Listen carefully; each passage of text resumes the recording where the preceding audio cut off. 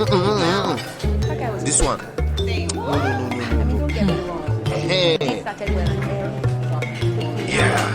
fancy, expensive restaurant. On top of that, he asked me to order anything I wanted from the menu. I was like, okay. Next thing you know, halfway through the meal, he was telling me, after I pay for this food, you know you're pulling it. Eh? I pulled out my Stanbic IBTC card. I paid for the food and I walked out.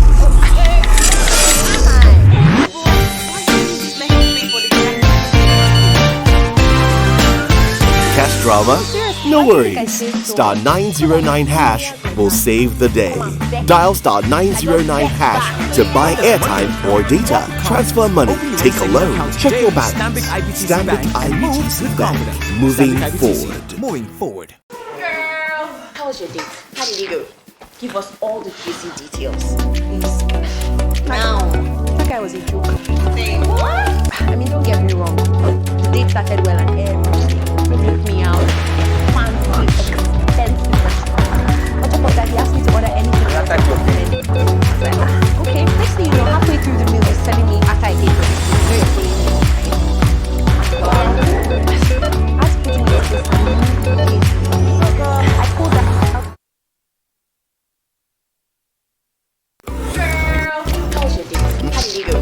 Give us all the juicy details, please. Now. That guy was a joke. This one. Say what? I mean, don't get me wrong. He started well and everything. Took me out. Fancy, expensive restaurant. On top of that, he asked me to order anything I wanted from the menu. I was like, okay. Next thing you know, halfway through the meal, he's telling me after I pay for this, you know you're paying me. Eh? I pulled out my Agritech card.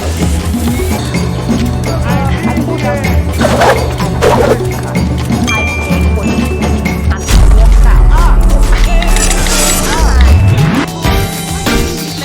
the food and I walked out. Cash drama?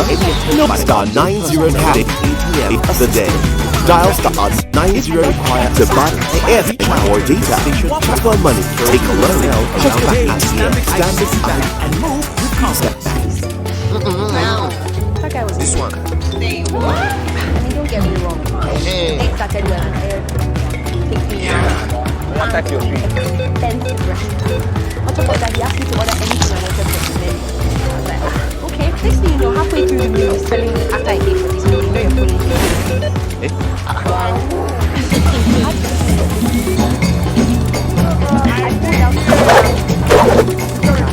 I paid for the food and I walked out.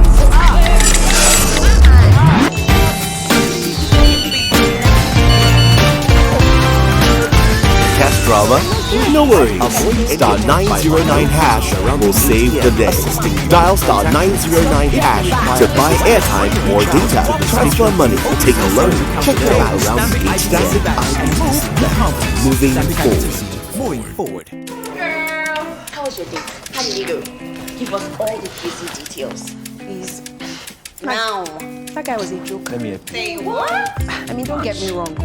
The date started well.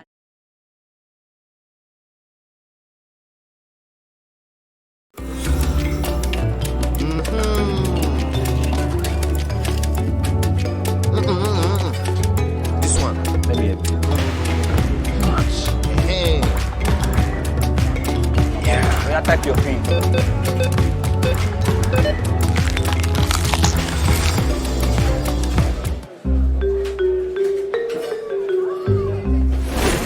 Eh?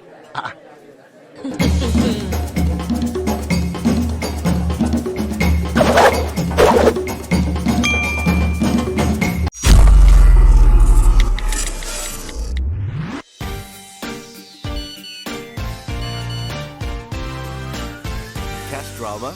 No worries. Star 909 hash will save the day. Dial star 909 hash to buy airtime or data. Transfer money, take a loan, check your balance. Stanbic IBTC Bank. Moving forward.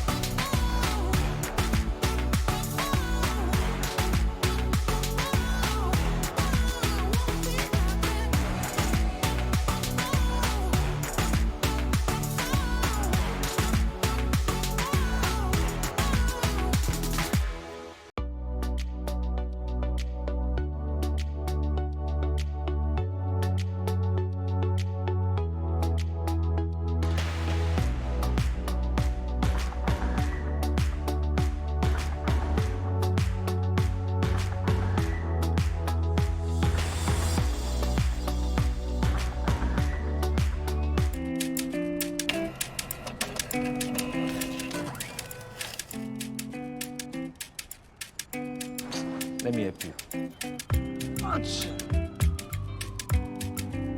Baba, oh yeah, type your PIN.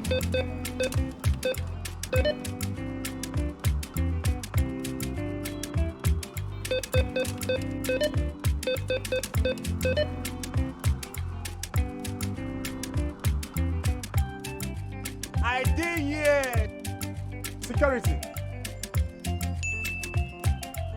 Ah.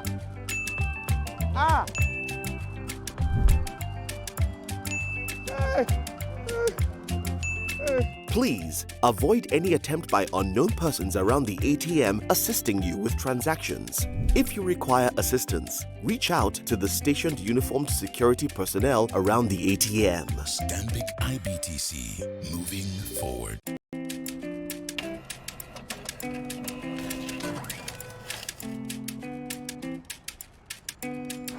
Let me help you. Baba, oh yeah, type your PIN.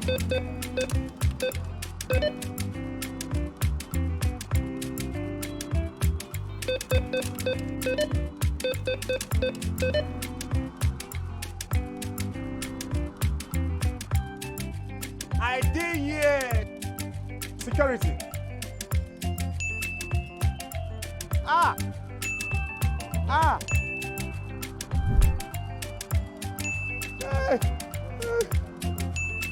Please avoid any attempt by unknown persons around the ATM assisting you with transactions. If you require assistance, reach out to the stationed uniformed security personnel around the ATM. Stanbic IBTC, moving forward.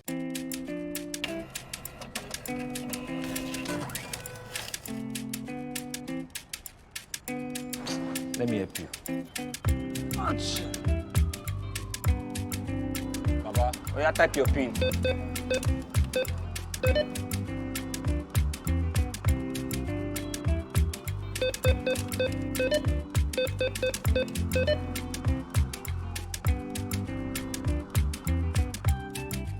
I did hear security.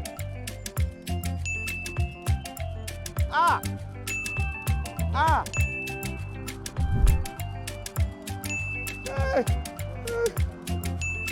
Please avoid any attempt by unknown persons around the ATM assisting you with transactions. If you require assistance, reach out to the stationed uniformed security personnel around the ATM. Stanbic IBTC, moving forward.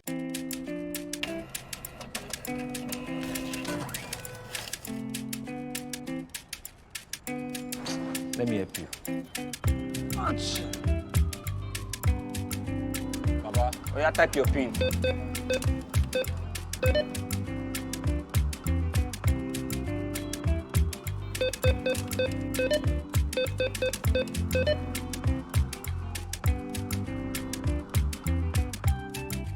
I did hear security. Ah.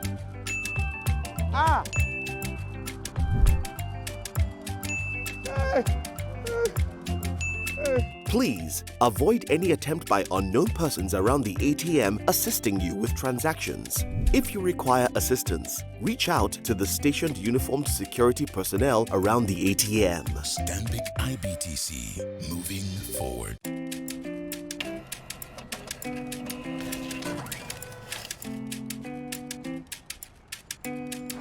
Let me help you. Baba, oh yeah, type your PIN.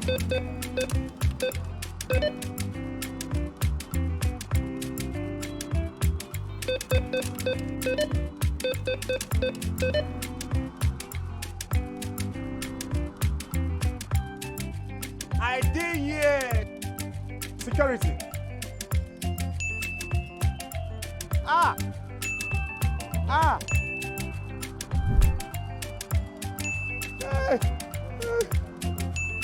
Please avoid any attempt by unknown persons around the ATM assisting you with transactions. If you require assistance, reach out to the stationed uniformed security personnel around the ATM. Stanbic IBTC, moving forward.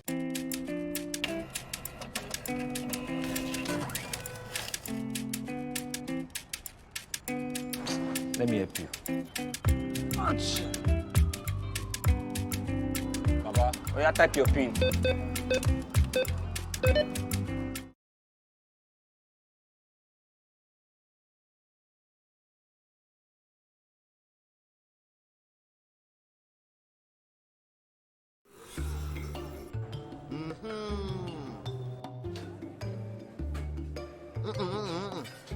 This one.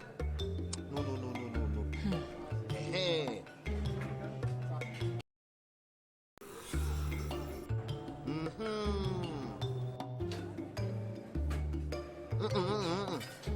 This one. No. Hey. Yeah.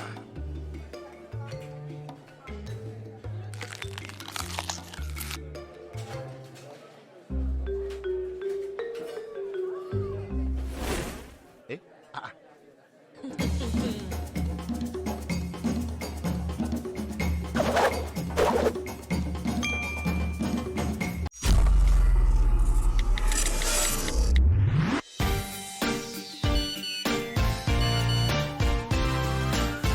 Cash drama? No worries. Star 909 hash will save the day. Dial star 909 hash to buy airtime or data, transfer money, take a loan, check your balance. Stanbic IBTC Bank, moving forward.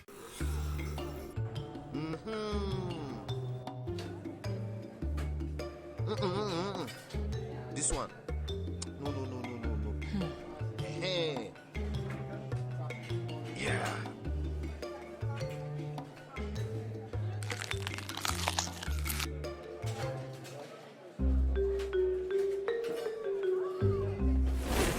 Eh?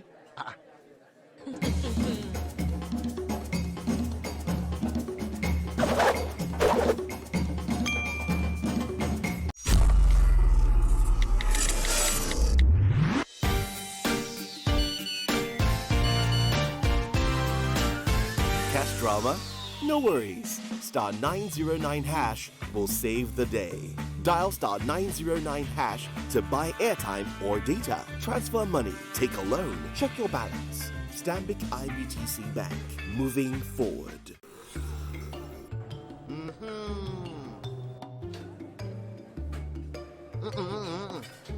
This one. No.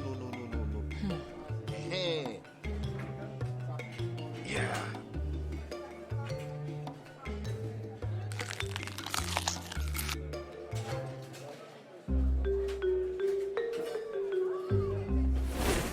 Eh?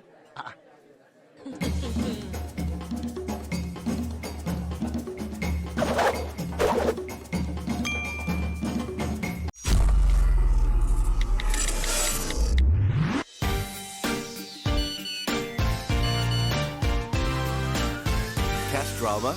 No worries. Star 909 hash will save the day. Dial star 909 hash to buy airtime or data, transfer money, take a loan, check your balance. Stanbic IBTC Bank, moving forward.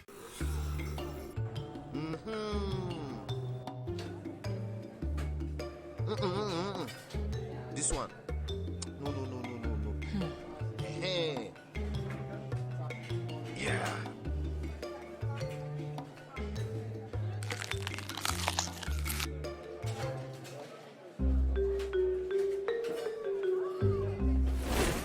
Eh?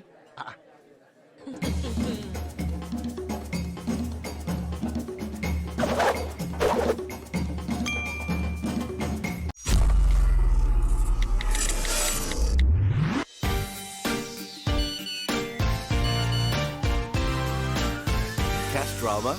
No worries. Star 909 hash will save the day. Dial star 909 hash to buy airtime or data, transfer money, take a loan, check your balance. Stanbic IBTC Bank, moving forward.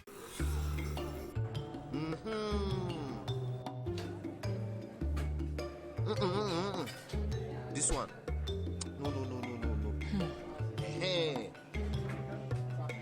Yeah.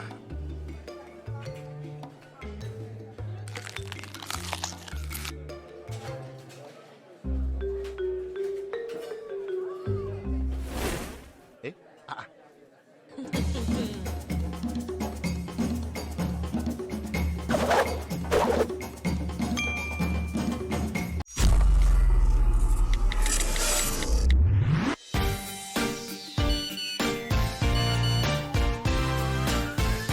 drama? No worries. Star 909 hash will save the day. Dial star 909 hash to buy airtime or data. Transfer money, take a loan, check your balance. Stanbic IBTC Bank. Moving forward. Girl, how was your date? How did it go? Give us all the juicy details, please. Now. That guy was a joker. Say what? I mean, don't get me wrong, the date started well and everything. Took me out, fancy, expensive restaurants. On top of that, he asked me to order anything I wanted from the menu. I was like, okay. Next thing you know, halfway through the meal, he's telling me, after I pay for this food, you know you're following me home, right? Wow. I had to put him in his place immediately. You go, girl. I pulled out my Stanbic IBTC card. I paid for the food and I walked out. No time. But why didn't you just let him pay for the food and leave him there? Babe, I can pay for my...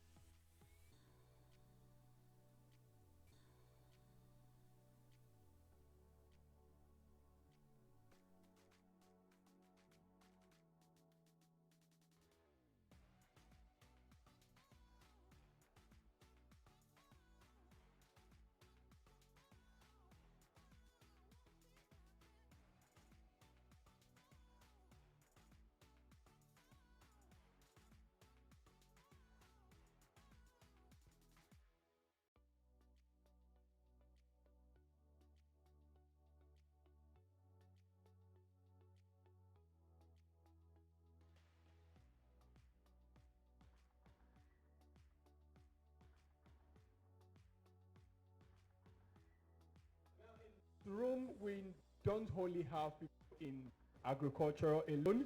We have youth who want to venture into agriculture. We have bankers. We have people who are ready to actually invest. So I'll actually be taking this microphone around to get to know what we are actually expecting, and this will also give our speaker insight into what we want to hear today. So to start, I'm actually going to start here. So please introduce yourself briefly and tell us what you're looking forward to get at the end of the section. Thank you. Good morning, everyone. My name is Olaide, and I'm looking forward to gaining more insight into the topic. Hi, good morning, everyone. My name is Evie. Okay, I'm looking forward to learning a whole lot about agriculture, especially if it's possible. Pig farming since it's everywhere now. All right. Good afternoon, everyone. My name is Favor Nabugu. I'm an accountant for Karakuri Limited. We're a digital technology and data analytics company. I came to this session because I want to learn about agribusiness and all its intricates. I also want to learn how to invest my money because I like investing in agribusiness. Since Piggyvest came up, I've been want to invest in. Thank you. Okay. Good afternoon, everyone. My name is Mavis Clara. Media content executive for Meet the Farmers Conference. We cover everything that has to do with farming technology, and everything that has to do with agriculture generally. So I just came here to broaden my horizon when it comes to that sector. Everything that has to do with the agri-tech sector. Hi everyone, my name is Nene. Like Bobby said, we've work together and make the mass conference. So it is, we believe that Africa can take the world, and then there's no how you can go forward without technology. So this space is a good opportunity for us to be able to, keep up with trends and with things that we can do to make agriculture go forward in Nigeria. Thank you. Good afternoon, everybody. I'm happy to be here, first of all. I also came to learn new opportunities in the agricultural sector because I just finished one this morning talking about blockchain in the agricultural sector. And coming from a state where agriculture is thriving, I want to learn new opportunities and see how to take it back to Okwara State and see how to implement it. Thank you. All right, thank you. All right, good afternoon, everyone. My name is Hadir from Radar Asset Management, and what we do basically is we source for opportunities for investors on where to actually invest their fund, of which we are looking at agriculture as the next green oil, in this case, castor farm plants and the likes. Thank you. Do you have anybody else? Okay, thank you. Good afternoon, all. My name is Omar Miss Salau. I am into food business, so I come here to learn more on agriculture, and I hope I gain more. I'm Josephine Okoje. Yeah, I just want to get more insight on how we can leverage technology to offset some of the risk we face in agribusiness. All right, thank you so much. I think I've actually gotten enough. Okay, thank you.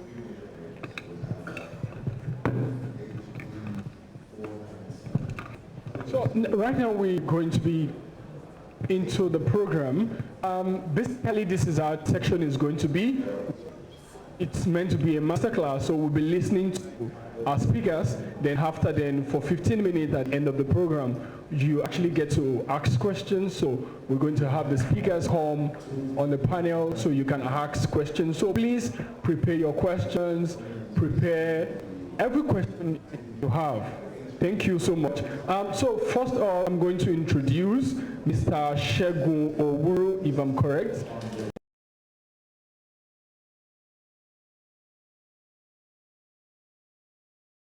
Please, let's give him a round of applause.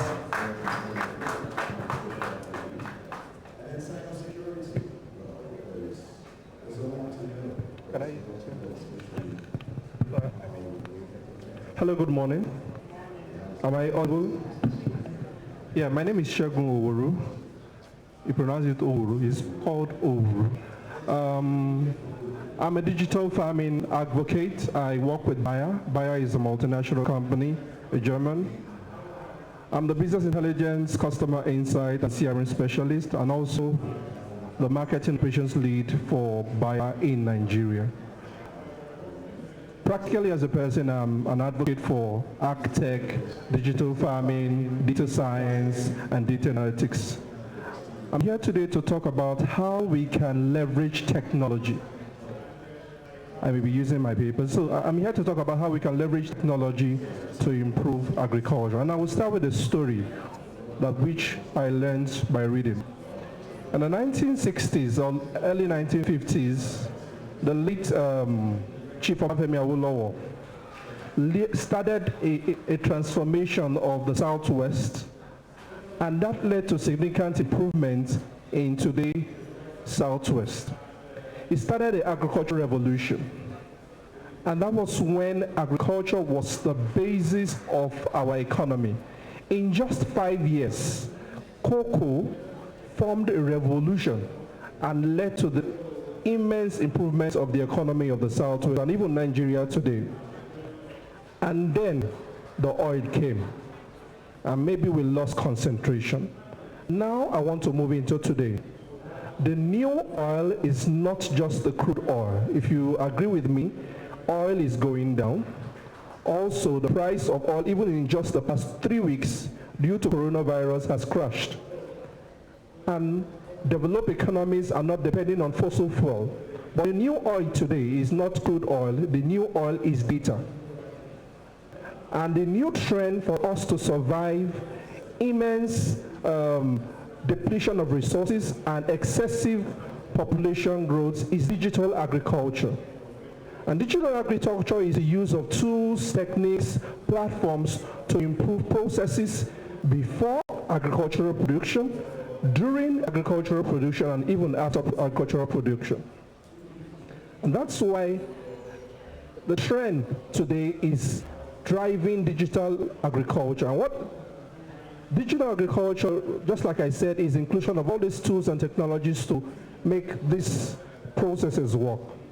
And in my course of just 3 years traveling, my job makes, I coordinate data research for Bayer across West and Central Africa. So I moved from Nigeria, Cote d'Ivoire, Ghana, Senegal, Mali, Cameroon. In my course of work, I have seen youths drive new innovative technologies. And even in my work, I'm also just like was said, I'm the digital farming lead for Bayer, where what we are trying to do is understand what are the grower needs and how we can leverage technology from Bayer at the global end to be able to fit in the smallholder needs. What do I mean? In developed economics, we have products. We have digital farming products which are used in other advanced countries, but we need to know what can work here in Africa, and that has been my work, understanding customer insights and how we can leverage these tools. In my journey across the world, I was in Brazil just 3 months ago at the digital farm, where we see wonderful tools used on the field. Google, my company Bayer we are trying to shape agriculture by developing digital farming tools. But the challenge is that it's only the person that has data that can control systems. And what multinationals are doing today is they're trying to gather data to be able to build customizable tools. In the farm I was in Brazil, we see tractors with sensors, where as the tractor is moving, they can track what is the operations on the farm, understand the soil content, understand the nutritional content, and be able to devise how best to improve or enhance productivity. Also, I was in Belgium. We see even robot bees, they call them bumblebees, to improve pollination. All this to drive the increased need for productivity. So, but however, I said that in the race for digital agriculture, we as Africans, as Nigerians, we cannot and we should not compete with developed economics. Why do I say so? The race for robotics, the race for artificial intelligence, machine learning, is coming up and it's there. But do you think we need to compete with these people? Because our needs, our problems, our challenges are unique, and we don't have enough resources to compete. For example, if you want to develop a robot today, in Nigeria, you'll be spending far more than a guy in the US that will use to develop a robot. And your robots in Nigeria may not be able to work effectively because we have small homes.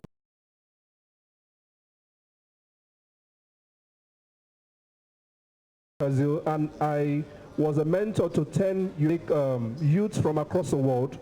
And one of my delegates developed a robot that can work on the field. And he has developed an algorithm for it to identify a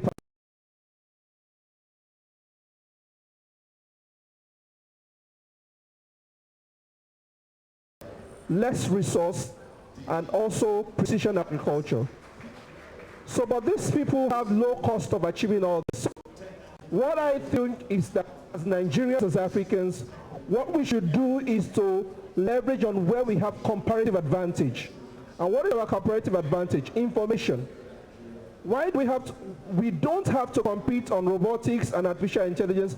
Let's look at what are our platforms. Our needs are information. Our farmers don't have information in terms of input, in terms of markets, in terms of new technologies. So preferably it is better we work on our comparative advantage for us to be able to meet our needs. And I said here, the problem in Nigeria and in Africa is not that we need more to be produced, because the amount of food loss we have is enough to go around. So The problem is not just increased productivity, but efficiency of our processes. Millions of dollars are lost on a daily basis for food losses.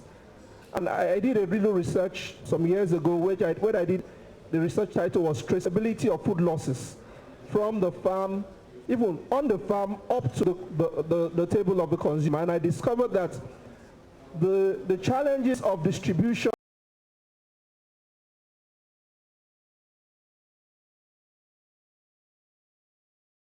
we can lose 60% of the food. Why do we have to now still increase food and lose them still in this value chain? Why not develop innovative and unique solutions and systems to improve this value chain? So just like I said, daily losses of food commodities runs in millions of dollars with over 60% cost by inefficient value chain. And in my experience, maybe I should just share a story. I was at DHL. I met one of the senior managers of DHL who also run a part-time business on exporting food. And he said on a daily basis, the amount of food products that he exports to Amsterdam runs in millions.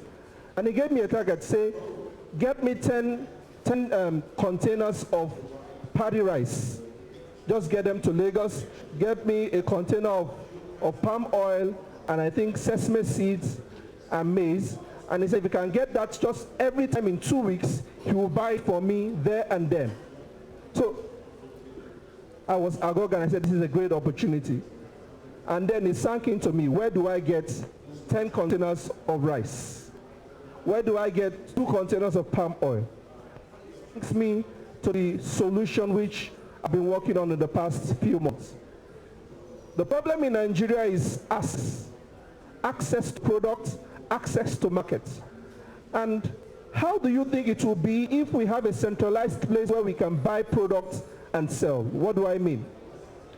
In advanced countries, you see, if you are like me that is so nerdy, when you watch the news, you see stock prices, right? You see daily losses. That is on stocks. There are also platforms where food commodities are traded, and then you see daily price of maize, daily price of coffee, and the rest. Earlier in the 1960s, you have a body called the Cocoa Marketing Board, and what they do is that they go to communities, and all farmers producing cocoa beans sell to the Cocoa Marketing Board. In Ghana, it is still operational. The Cocoa Board is the one that buys all the products and sells to processors and others. So how much more if we have a platform where food commodities, and in this point for efficiency purpose, grains, where maize is produced and is stored in a place and they ensure the correct quality, and you as a processor or a trader can go there and buy. And that's why I developed a solution called the Commodity Exchange Solution, run on a digital technology. Somebody said something on blockchain technologies just some minutes there. And this system is expected to work on blockchain technology. Apex Commodities have started something like that, but my team also, I run a part-time business called Agri-Solutions. We are a community of Agri-Tech enablers.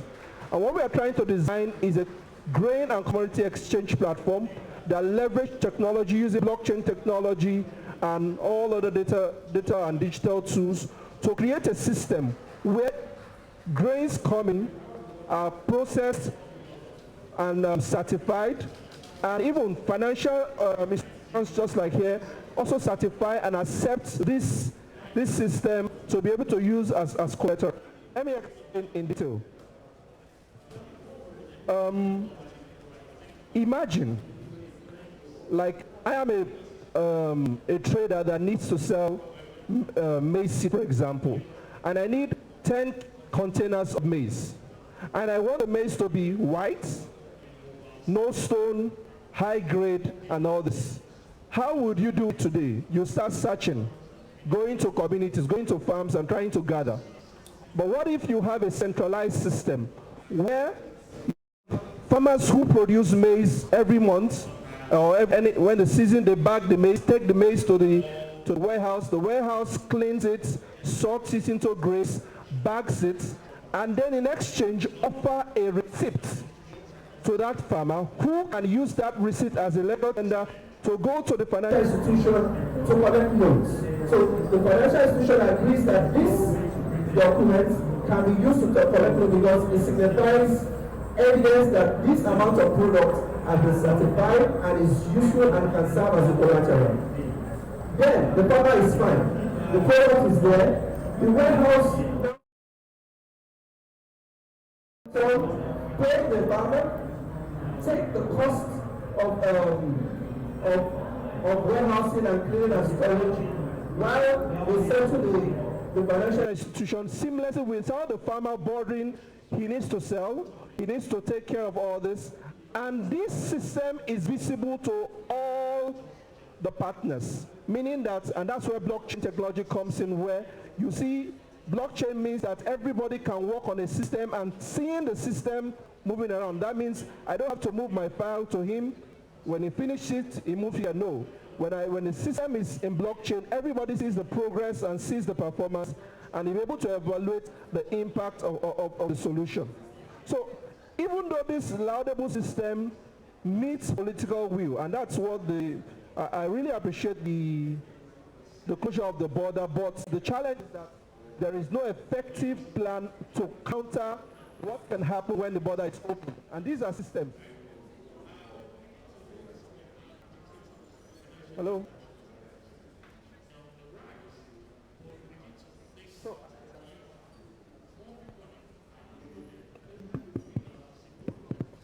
Hello? Yeah, so even though we need a political undertone and political backup to support this unique solution, I believe that with disruptive, innovative technologies and solutions that we as youth could leverage, we could be able to even cause the government to play catch up and want to catch up with us to even meet up with our solution. So I said that the pervasive of our disruptive digital technologies will be used to drive the actualization of the project, causing the government and political aim to play catch up. So in summary, Agri-Tech is the future. And digital agriculture is the only way we can be able to use our limited resources to feed an ever-growing population while still ensuring that our environment is kept safe, unique, and we can be able to achieve food self-sufficiency. I hope I didn't bamboozle you, but I think I'll be ready to take questions.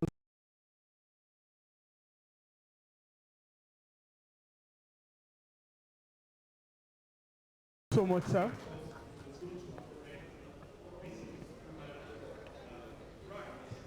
I think we've actually gotten a lot from this section, and so if you have any question from this section, you can just put it down. He would actually be coming back to the seat to answer your question. So now quickly we have to move to the next speaker, and this person is the acting head, agribusiness, Stanbic IBTC Bank PLC, and because of our time, I would actually not like to read this very long profile. So please, with a round of applause, can we welcome Mr. Wole Oshe? Please give me a round of applause. Thank you.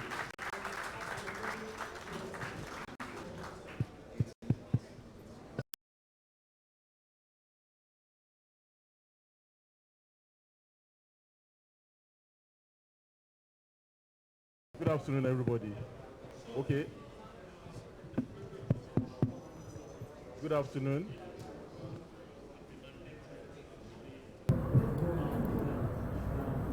Good afternoon. Am I audible? Good afternoon. Okay, my name is Wole Oshe. I work with Stanbic IBTC Bank, and I work with the agribusiness team of the bank. I'll just do a very quick introduction of Stanbic IBTC Bank.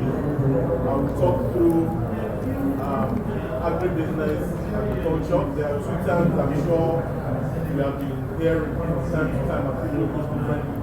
I'll talk through those two terms, and I'll talk through the opportunities in terms of country focus on agriculture. I'll talk through the value chain and the opportunities and where generally the youth can fit in. Stanbic IBTC Bank is the product of a merger between IBTC Chartered Bank and Stanbic, and we're a member of the Standard Bank Group, which is Africa's largest bank by asset size today, and we operate in 17 countries in Africa.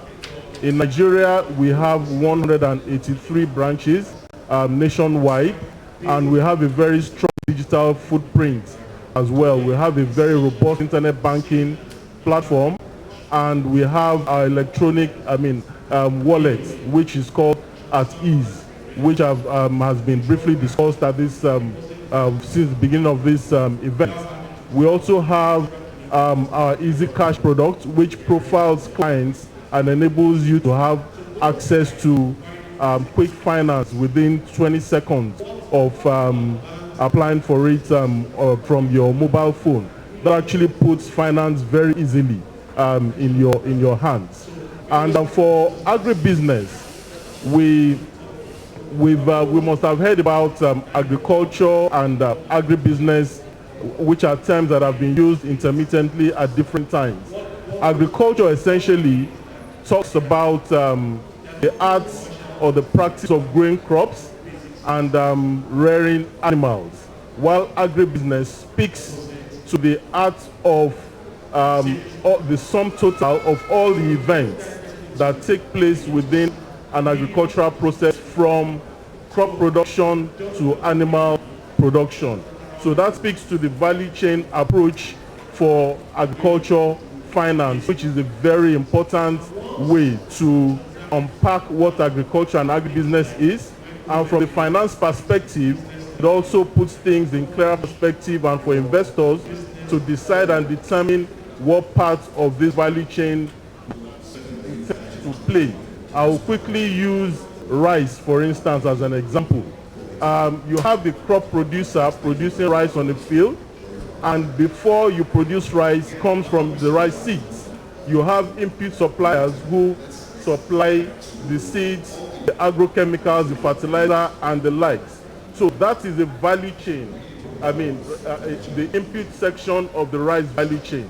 Then you have the primary producers themselves who cultivate, who go through the process of growing this rice through the gestation period.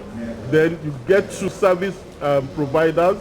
You actually do not need to own tractor. There are service providers, people who establish businesses to set up, to provide tractor services and other required services to crop producers within that value specific value chain. Then same thing for harvesting and transportation and processing, milling, bagging, packaging, and distribution. So that actually talks through the rice value chain, for example. So as an investor or somebody who has an interest in playing in agriculture, you really do not need to go and start cultivating rice. You look at what area of strength that you have. Are you a marketing person? Are you a sales person? You can decide to distribute finished products for a rice processing company. The same thing with supply and distribution of inputs or services as it were. So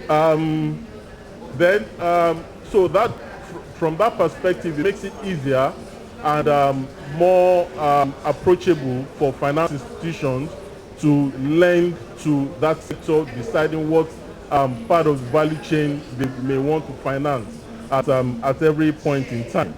And one of the interesting things that are also happening in the country today is that because of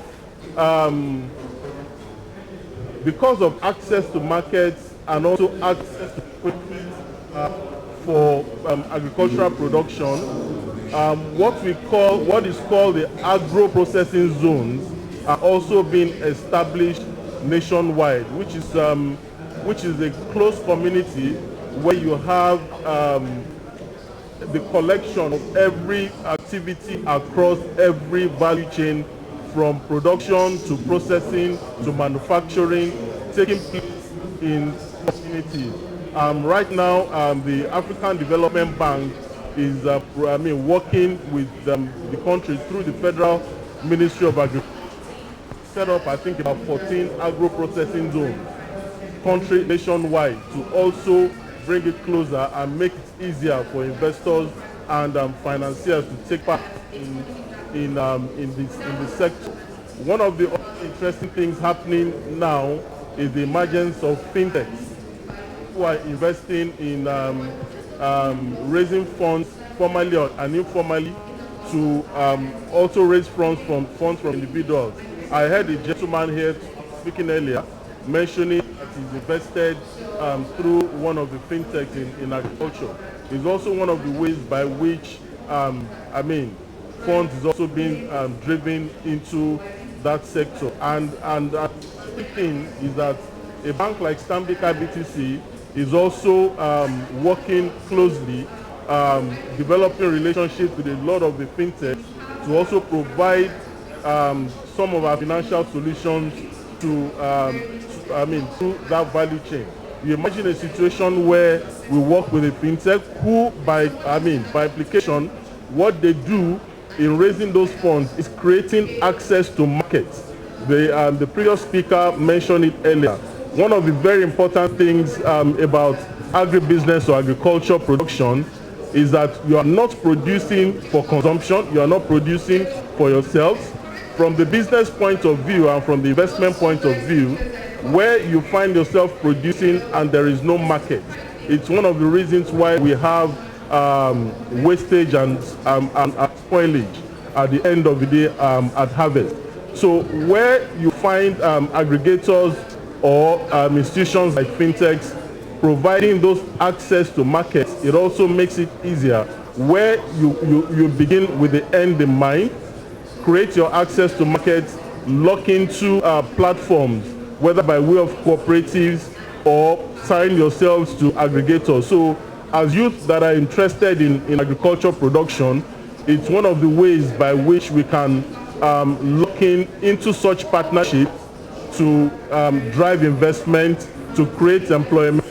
Today, the available data as of today shows that Nigeria, the youth population in Nigeria, age 14 to 15 to 24, accounts for about 20%, approximately 20% of our population, while age 25 to 54 accounts for approximately 30% of our population. So that's actually a very large population where once we're able to key into all the available opportunities, get ourselves into the available partnerships, because you can't do it alone, that's the reality. Get ourselves into the available partnerships is a lot of strength that can be unleashed into the economy to drive the expected growth in the country. Today, Nigeria is driving import substitution initiatives. And what does that mean? Import substitution initiatives is a concept whereby the country, as a net importer, we're saying that we want to conserve foreign exchange which we earn from oil. We drive a mono economy, and we're taking steps to diversify the economy. So the foreign exchange which we're earning as a country, it's being exported back to other countries to import food which we can produce. Now, the government,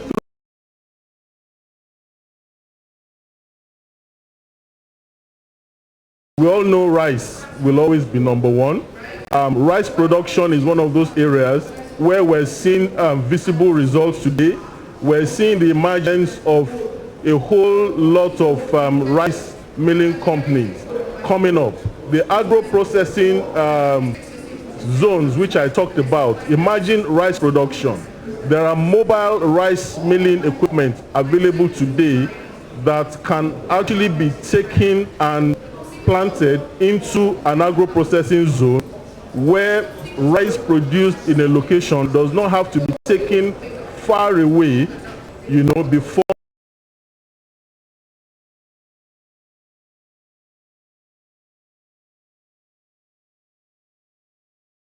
into the sector to be much better and attractive, and making it easier for financiers to also consider financing. in addition to rice, we have commodities like soya beans, we have commodities like maize, both of which are very, very key and important components of animal feed production today for poultry and livestock in general. It might interest you to know that Nigeria, the maximum from available data, the maximum we achieved in terms of annual maize production, for instance, is less than 5 million metric tons. Whereas a country like the United States at the peak of production, I think at about 2013, 2015, was producing well over 300 million metric tons of maize in one single year. And how is that achieved? That is achieved by deploying agriculture to supporting technology to supporting agricultural production. I recall a few years ago I had the opportunity of visiting a farm in Netherlands. By their standards, that farm size was 100 hectares. 100 hectares bringing in near home is 100 times 10,000. That is 1 million square meters. I mean, you have 1 million square meters of land, right? And on that farm, what they produce is potatoes. That entire farm, as at that time, was managed by 2 individuals, a 60-year-old man and his 45-year-old son. Single-handedly, they manage that farm through the use of technology and equipment. They take shifts to operate equipment. They not only cultivate, they harvest, and they package those potatoes and export.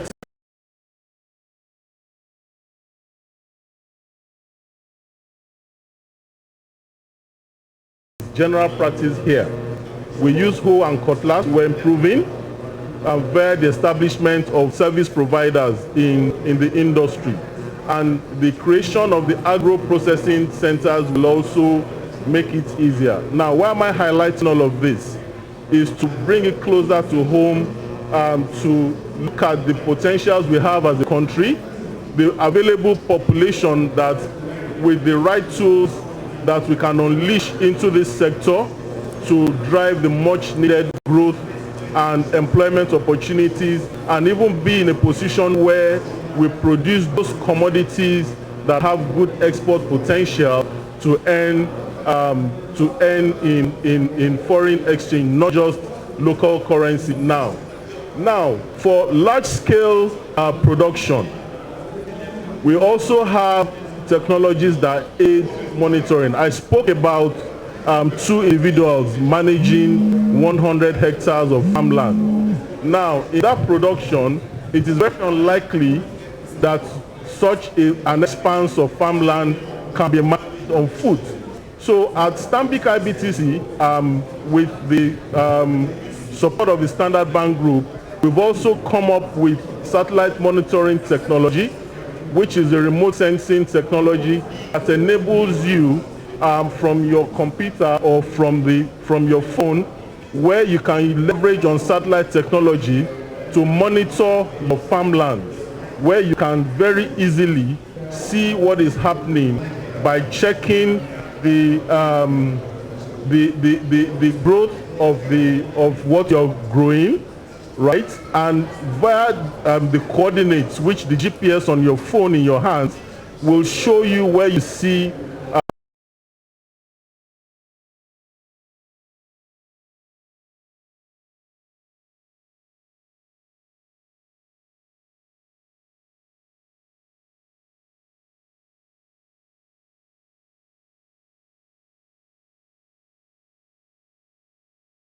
uh, 100 or 200 hectares of land on foot.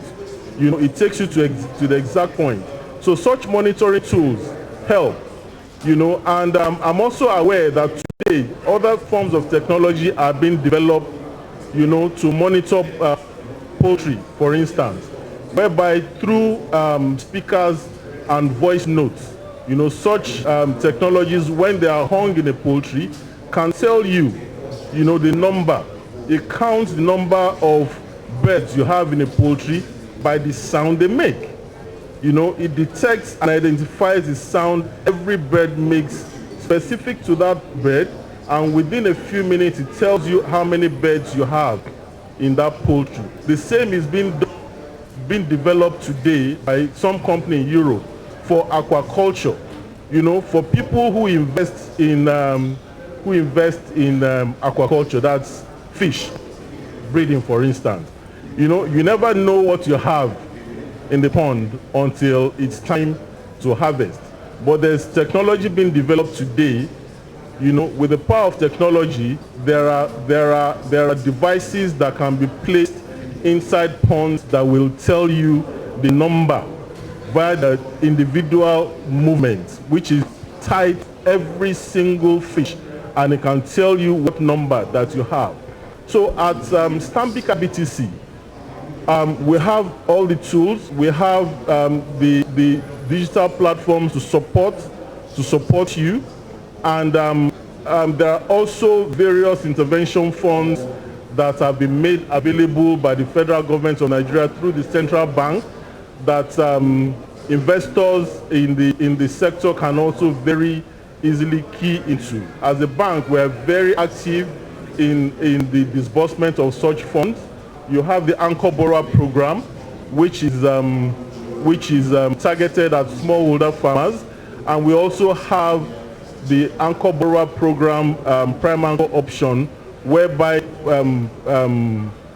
you have processors, who can access those funds on behalf of their farmers. And we have the Small and Medium Enterprises investment scheme as commercial agri credit scheme. Various initiatives that makes it that provides funds at single digits for investors and players in the sector to access and grow their business. So thank you very much. I'll be happy to answer questions.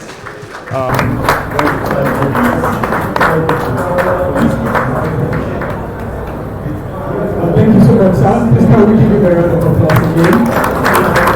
Alright, that's Mr.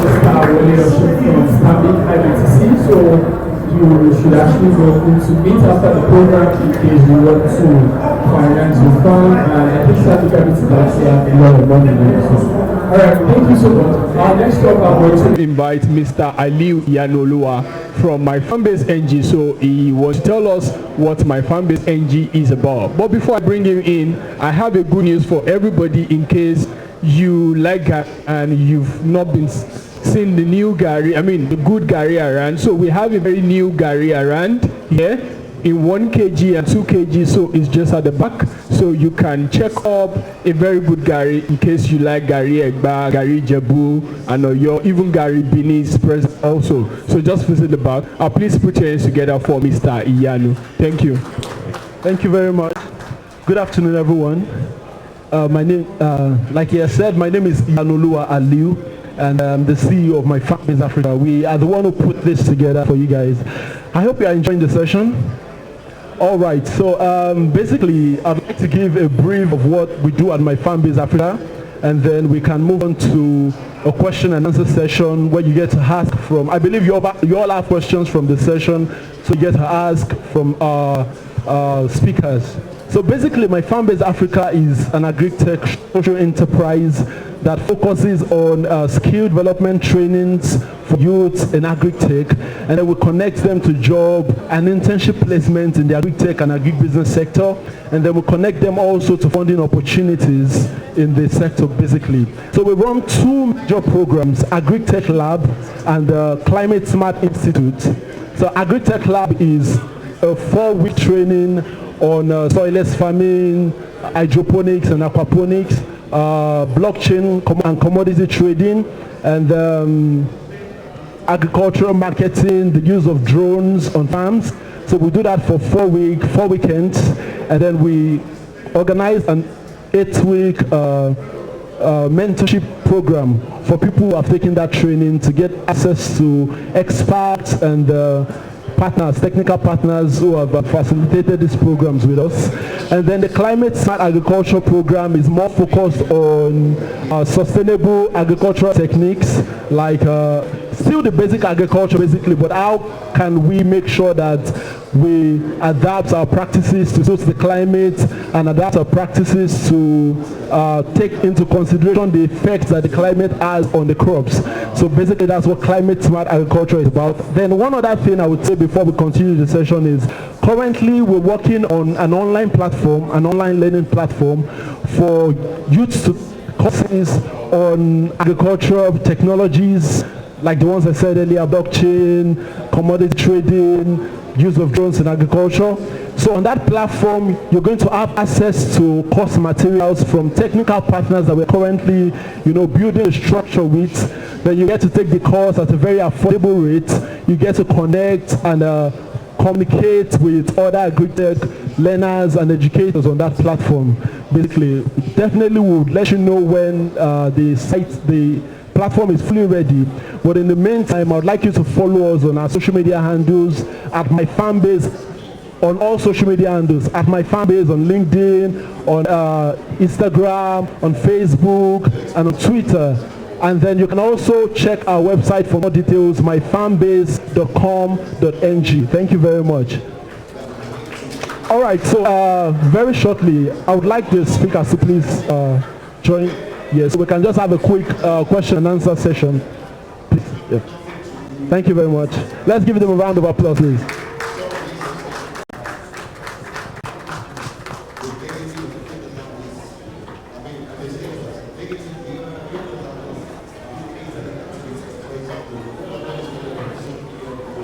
Welcome, sir.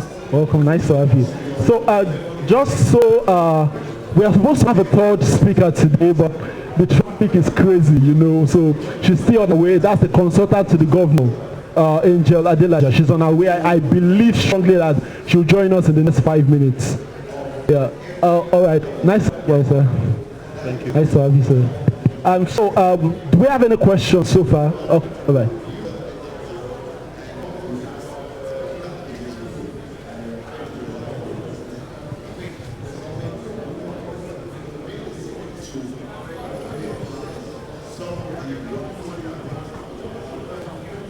Good afternoon again. So my question is for Mr. Wole. You mentioned that AFDB is planning to set up 14 agro-processing zones. So my question is, these zones, is it just in Nigeria or is it going to cut across Africa? And is it, what arms of agro value chain is the processing zone going to focus on? Okay, thank you. I'll just take your questions to be clear, to be sure I'm clear.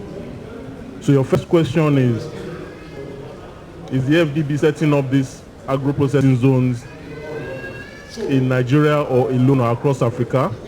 And the second question, what specific value chain? I don't know if that's correct. Okay, so I'll take the first question.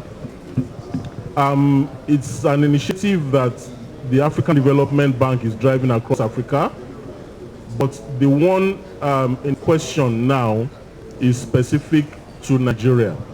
Available information and data suggests that the AFDB plans to deploy up to 300 million naira to support development of those 14 agro-processing zones across all the geopolitical zones in the country. The project is expected to take off sometime about the middle or third quarter of 2020. And to the best of my knowledge, they are in the process of coming out with the expected modalities, what the expectation is, requirement from the proposed investors, because it's purely going to be a private sector driven initiative, but coming through the federal government by way of the Federal Ministry of Agriculture. So one will expect or reason that private investors will be the ones who will ultimately benefit from the use of the funds coming in, to establish those zones. And I also reason to your second question, it's likely to be focused on those 8 commodities, those 8 areas which I mentioned earlier. For clarity, those areas are maize, soya beans, cocoa, aquaculture, dairy development. I'm sure we may be aware of the recent circular that was issued by the Central Bank of Nigeria, stopping the access to FX to importers of dairy products in Nigeria, and also announcing 6 companies that are being used as a pilot for dairy development in Nigeria. Now, what my reason those companies are going to be doing is that they are going to be developing various backward integration initiatives, right?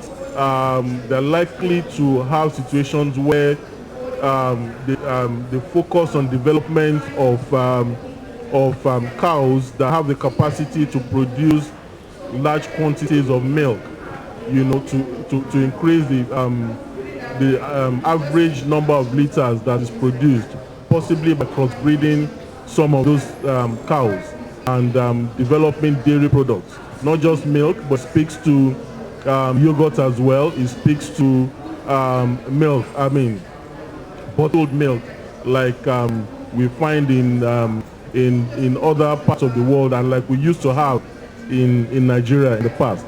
So you also have oil palm, cassava, and poultry and livestock in general. I hope your question is answered correctly. Thank you.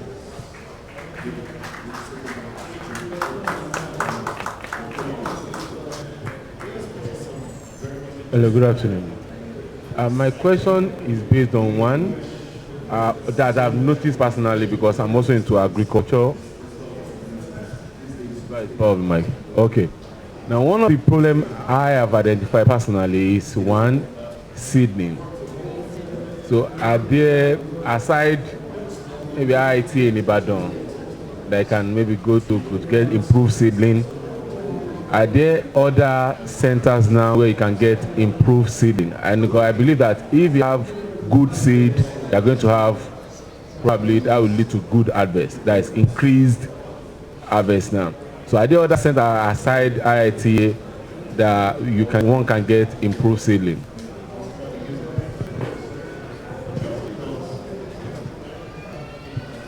Okay, his question is on seedling, because the truth is that the onset of agricultural production starts from the seed. Without a good seed, if you get all the fertilizer, all the chemicals, there's a clear evidence that your productivity will be low. So the point is, where can we get to answer that, I'll say that in Nigeria, more partners are coming into the country. For example, my company, Bayer, recently acquired a global company also called Monsanto. And by April, we will be launching one of our unique blockbuster, which is a unique seed, which is a hybrid seed for maize. It's called Decarb. And these are products, these are seedlings, seed that can give you, for example, the current capacity of seed we have maybe between 5 to 10 tons, but this can give you as much as 20 tons. So more partners are coming in.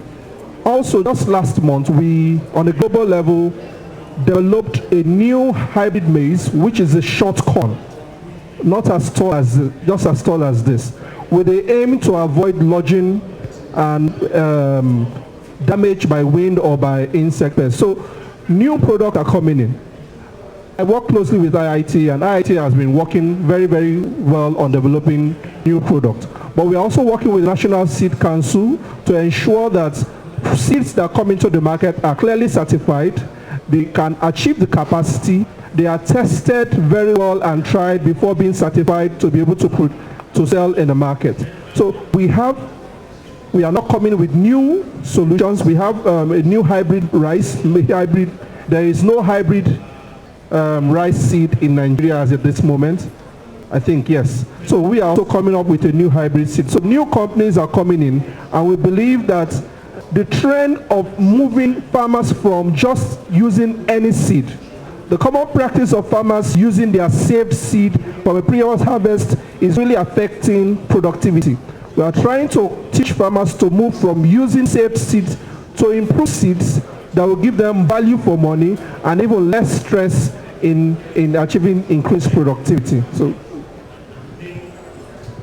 sorry. One thing again, and it's all about information. Do we have any database of the soil map in Nigeria that, okay, in Abeokuta, these are the seeds that can be planted that will give you maximum yield? Because I believe if we have all those soil texture mapping results, now it will also help the banks, okay, where is your farm located? Is located in your state. These are the ranges of things we can do here that you can have maximum. Do you have any agency, any soil texture result across Nigeria that can give us, so I can know that if I have lands in Abeokuta or if I have lands in your state, I can always have, okay, soya beans good for Abeokuta, this good, so I can know if I'm going to soya beans, I know, okay, like probably I would need to go and get lands in your state if I'm going to soya beans. So are there any agency, any database that... My senior will be able to add, but I just want to say the last one that was developed was in the 1960s. By our colonial masters. So, and that is what we are still basing our actions on. There was a soil survey that clearly marks out what crop can grow in different regions. And we have the conversation to call for a new survey such that we can be able to identify what crops grows well, where and when. We are just, what we as practitioners have is guesstimates based on experience of what has been grown in every area. But we are calling for a new survey to ensure that we can map soil nutrition and be able to adapt what crops can grow in every area. And we hope the government is a nationwide work which cannot really be done by a private sector. Yes, I'll just add a few things. What we have readily available, we have the crop production calendar, which shows you what can thrive in what area of the country. And the one I can readily recall was one that was done by, I think it was USAID published. USAID published something either in the early 2000s or in the late 90s or so, where the map of Nigeria just shows you the different areas where what thrives. However, there are a lot of individual efforts that are also being made. People individually invest specific to knowing what is the best fertilizer or what composition, rather than the generic fertilizer composition, wherever they want to focus on. But I want to believe, and I reason, that once we have initiatives like the agro-processing zones fully taken off, things like that will be readily available, because I want to believe that the promoters or the managers of such zones will carry out such studies. But whether they will now be made available public, I wouldn't be able to tell. Thank you. Thank you very much. Thank you for that. So very quickly, hold on a minute, please. Very quickly, we would like to welcome the consultant to the governor of the state, Miss Angel Adelaja. Please, let's put our hands together for her. Thank you so much. We are so happy to have you here. And so basically she's supposed to speak on growth strategies for agri-business, small scale and large scale. And she's also supposed to talk about the use of low-cost technologies to improve the agricultural sector. So we'd just like to give her, say, 7 minutes to, give us some of the opportunities that exist in that landscape. Thank you very much. Good morning. Hello, can you hear me? Good morning, everybody. I'm so sorry that I was late. I'm actually coming from Abeokuta, and the road was just very, very bad. But I'm happy to be here with those who are on the panel. And I'm going to deviate a bit from the topic that I was supposed to speak on, and I'll just kind of flow organically. A lot of people know me because of the work that I've been doing with vertical farming and hydroponic farming. Everyone's like, oh, she's the container farming girl, she's the container farming queen. So I did a lot of my work in vertical farming in Abuja. I own a company called Fresh Direct Nigeria, and the whole premise of Fresh Direct and how it came into existence was just that, being able to look at an idea on what I was doing in the agri sector, find areas where I had challenges, and try to pivot my company to into another direction. One of the major things that I'll say in terms of taking your company and scaling it is that a lot of people have great ideas, a lot of people have great businesses, and we always say that it needs to be market driven. I think coming from a science background, I don't know how many of you came from the sciences, but you have this test retest concept in your head where you always want to test and retest. As entrepreneurs, we tend to get stuck in that space, and we will continue to test, but then there are others who love their idea so much that they don't want to tweak it, they don't want to improve it, so they continue to go at the same level. The difference when you bring in agribusiness into this is that you're able to test, retest, and or scale. And so a lot of people who come from a business point of view tend to want to scale it without doing that testing. So there's a hybrid where you can actually take what you're doing, look at what is working, and scale that. At the time when I started, the Agri-Tech landscape was not that big. You had a lot of companies that were working on softwares. You didn't really have as many companies working on hardwares. However, now the landscape is changing. I'm happy because as I'm representing Ogun State, the governor of Ogun State has decided that he wants to take a big focus on agricultural technology development. And I heard my colleague here talking about the SAPZs. One of the key things for him was, number one, to make sure that Ogun State is able to create a special agri-processing zone for people, not just large-scale companies, but MSMEs, to take a part of the agricultural value chain. So we understand that smallholder farmers cannot be included if they're not being brought on board by large-scale companies, and usually it's MSMEs that come into play for that.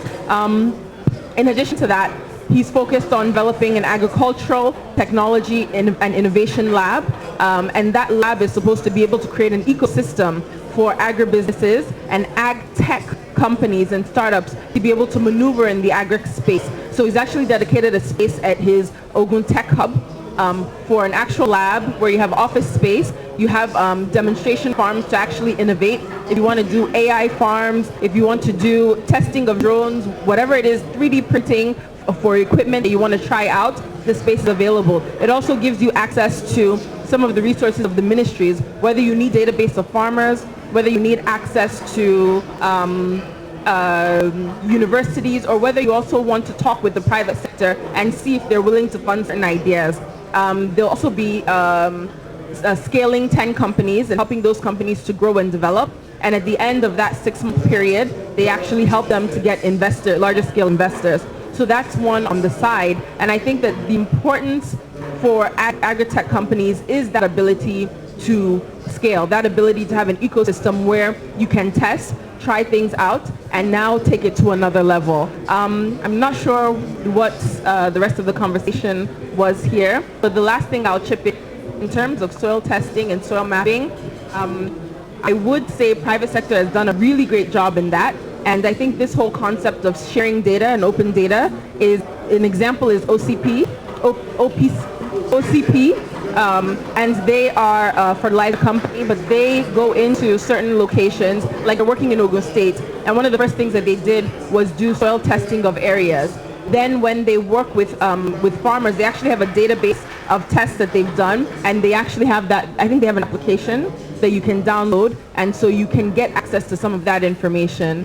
So that's good. You can also work, if you are interested, you can become a I think a retailer, a wholesaler, and the like. So it's a way for them to, I guess, sell their market, and get information. But also, I think the key is being able to share that information is also important. Data is really key, and so I hope that I've been able to add to the conversation that was had. Thank you very much. Thank you very much for that insight. Yeah, thank you. All right, so we are almost out of time. We'll just take 2 more questions for it.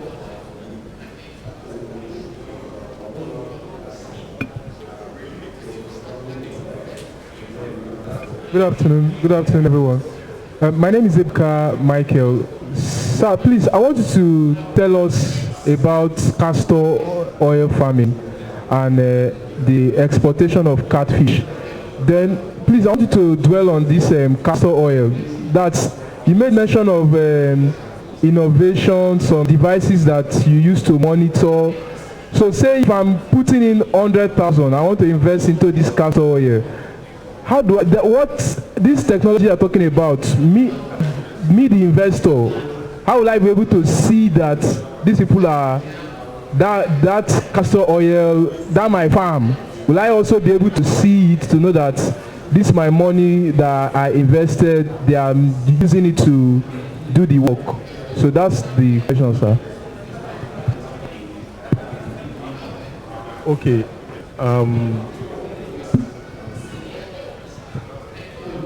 I think I had 2 or 3 questions in one. There was one question on fish export, right? Then there was a question on castor oil. For castor oil, I may need to get back to you. I can't give you a response or an answer to that here. But on the fish export, I don't know whether it would be safe for me to take it that for the fish export, it speaks to catfish, or is any catfish I reason to. Now, for catfish, generally, the catfish market, we know that is a buyer's market in Nigeria based on experience of those who invest in that business, because you feed the fish, you get to a point where it's no longer economical for you to continue to feed, and you have to sell, right? So it makes sense for you when you're doing that business to be able to do it in a manner that you have facilities or you have access to smoking that fish when you harvest them, right? Because you're adding value, you're preserving, and you also eliminate the risk of perishability, because they become they get perished where you do not preserve them in one way or the other. Now, with regards to that technology, what I mentioned was that it's being developed, right? I happen to have the opportunity of meeting some tech guys somewhere outside Nigeria who spoke about what they do with regards to satellite monitoring technology for crop production, and also the research they were carrying out, development of applications which helps to monitor poultry and also fish. Now, this was a little less than a year ago, and I reasoned by now they may have concluded. As at the time I got that information, it was still in development stage. And the use specific to aquaculture, the use of that technology is to make it easier for you to know what you have based on the activity level. A device being developed that can go into a pond based on the activity level of the fish. It tells you what you have there. It caught my interest because of the challenges that I'm aware that locally catfish producers, the challenges that I know they have whether with the market or whether with staff, as it were, in some cases. So I don't know whether I have answered your question. Thank you. Maybe just to add before she asks. There's one part of the question which is about investment and evaluating investment in agribusiness. And this is what also we looked at, because these days there are a series of crowdfunding opportunities or investment platforms. And the question is, how do non-agribusiness experts be able to evaluate their options and see how is it feasible to know what to invest and what is reasonably, not a scam, but is reasonable in the agribusiness space. And that is what we are developing. We're developing a more like a simulation game application which draws on some algorithms that is imputed to factor in the risk involved in agriculture. So what do I mean? A crowdfunding platform says, oh, invest in corn farming, I'll give you 50% in 3 months. How reasonable is that? So this platform makes you enter the variables that they say they promise to give you, factors in the risk and the advertisement, that the issues that may come up, and give you a near probability of what is obtainable, and helps you to be able to make a decisive decision on what is reasonable and what not to do. So I think the aim is really about us getting more informed and also driving our actions with clarity and helping us to make informed decisions. And then just going back to the concept of farm management applications, yeah, there are a lot of great technologies that are being developed outside of Nigeria, but there are a lot of companies within Nigeria that have created apps for farm management. One, for example, that I actually have on my phone because we use it on my farm is Farmer's Creed. And all they did was take the data that they were able to accrue over a 5-year period and say, this is the information that we know in terms of feed conversion rate. This is the information we know based on certain breeds of catfish or any other fish. This is some of the information that we know that if you're able to give us the weight on a consistent basis, you're able to tell us when you started, how did you start? Did you start from fingerlings? And then show the growth pattern. It's able to even give you tutorials just on an app.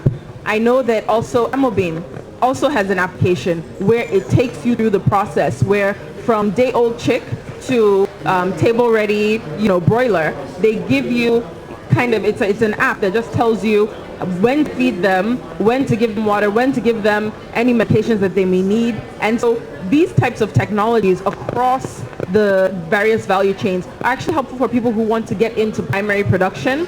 I think it's also what has been able to give companies like the Farm Crowdies of the world the ability to say, I can guarantee you this amount, because people tend to look at agriculture like an art or a way of life, but people tend not to distill agriculture into a science that it can be. And so if you're able to create technologies that are able to take all the variables and kind of control them in one way or another, you'll see that we start to get away from these issues of difficulty in production, because you're able to now control what it is that you're doing, almost like a simulation in an essence. So. Thank you very much for that insight. Actually would love to take one more question, but our time is fast spent. Do we have any other question? All right, so we're game. So I think this session has been so enlightening. How many of us found it enlightening? Just, yeah. I did actually. I got to learn some new things.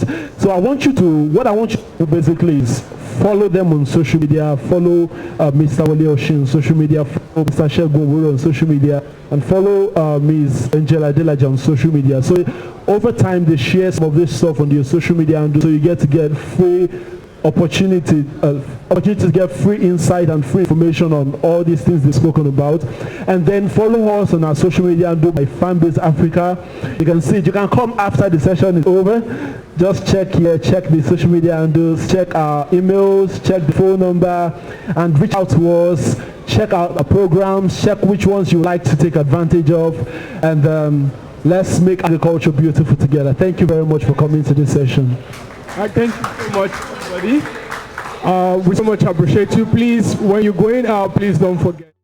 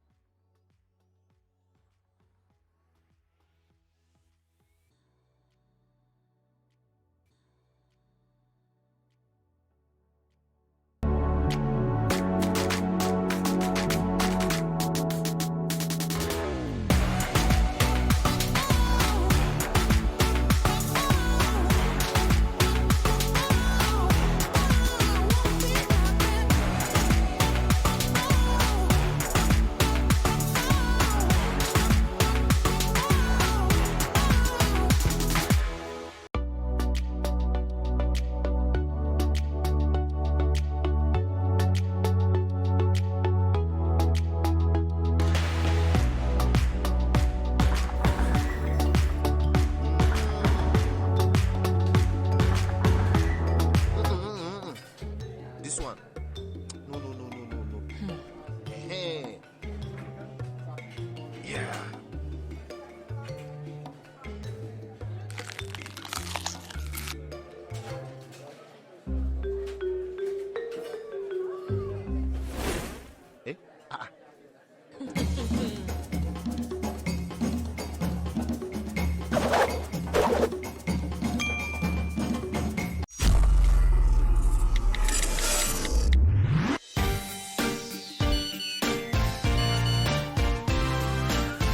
Cash drama?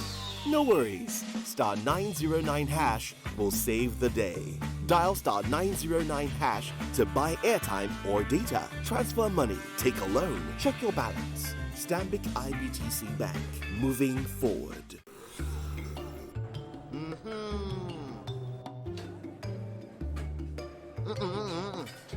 This one. No. Hey. Yeah.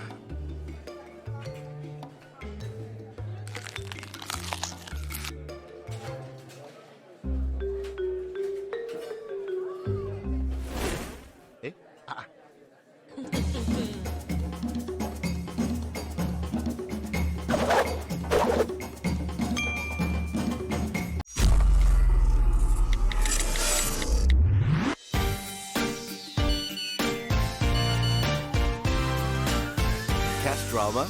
No worries. Star 909 hash will save the day. Dial star 909 hash to buy airtime or data. Transfer money, take a loan, check your balance. Stanbic IBTC Bank. Moving forward.